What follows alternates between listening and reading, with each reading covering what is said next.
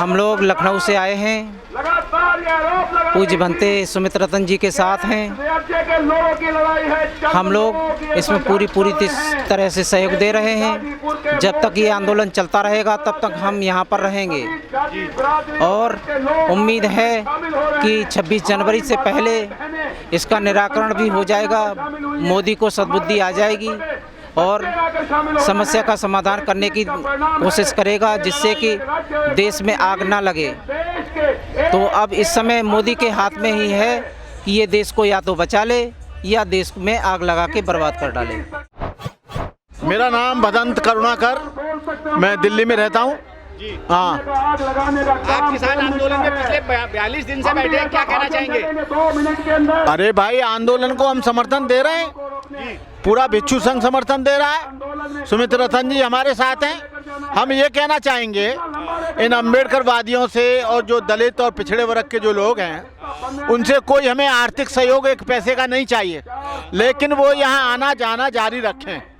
आर्थिक सहयोग तो चाहिए ही नहीं, यहाँ कोई कमी नहीं है, ना हम पे कमी है ना हमारे इन पर कमी है।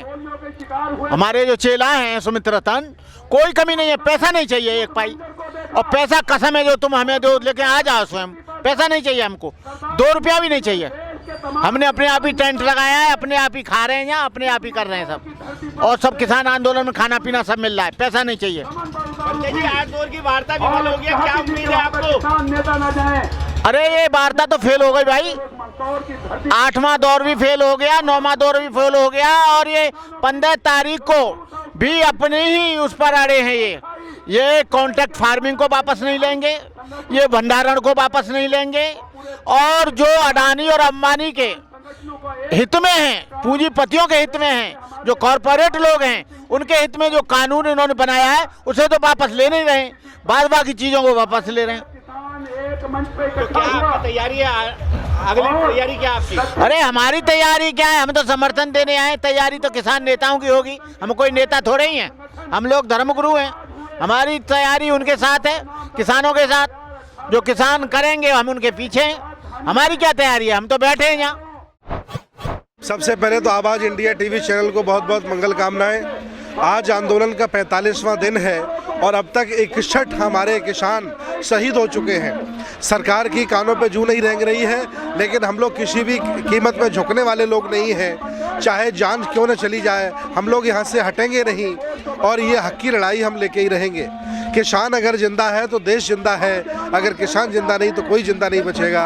हम लोग पूरी शिद्दत के साथ किसानों के साथ खड़े हैं। 26 जनवरी की तैयारी क्या आपकी, जब तक यहाँ टिके रहेंगे? जी अभी हमारा रिहर्सल था, ट्रैक्टर रैली हमने निकाली 5000 ट्रैक्टरों की। अब आगे हमारी लाल किला पर झंडा फहराने की तैयारी है। सबसे जितना भी हमारा 10 लाख का जो काफिला लाल किले पे चलेगा, सबसे आगे हम झंडा लेकर के चलेंगे, और अगर सरकार गोली चलाएगी तो पहली गोली हम ही खाएंगे। हम तैयार हैं किसी भी कीमत पर, किसानों को हम मिटने नहीं देंगे और देश को लुटने नहीं देंगे। ये देश संविधान से चलता है, बाबा साहब के कानून से चलता है, नरेंद्र मोदी के बाप के संविधान से नहीं चलता है। लेकिन जो मानसिकता के लोग केंद्र सरकार में बैठे हुए कहीं ना कहीं देश के पूंजीपतियों को मजबूत करने का काम कर रहे हैं। वैसे भी देश भारत की सारी संपत्ति 5% लोगों के पास है, लेकिन भाजपा चाह रही है कि सिर्फ 1% लोगों को देश की सारी संपत्ति दे दी जाए। ये देश के साथ अन्याय है, यहाँ की संस्कृति सभ्यता के साथ विश्वासघात है, जो हम किसी भी हालत में होने नहीं देंगे। भिक्खु प्रज्ञा कीर्ति लखनऊ से। हम किसान के साथ हैं, किसान अन्नदाता है। अगर किसान देश में नहीं तो कोई देश में रह नहीं सकता, क्योंकि जीवनदाता किसान है, इसलिए हम किसान के साथ हैं। ये आंदोलन जो शुरू हुआ है ये आर पार की लड़ाई है। किसानों के साथ जो अन्याय हो रहा है, ये बहुत बड़ी समस्या खड़ी कर दी है मोदी ने, और जब तक ये आंदोलन चलेगा हम किसानों के साथ ही रहेंगे, चाहे जो हो जाए। आप कहाँ से आए इस आंदोलन में शामिल हुए? हम ग्वालियर से आए हुए हैं। ग्वालियर से। क्या नाम है बंदे जी? हमारा नाम भंते संगरतन है।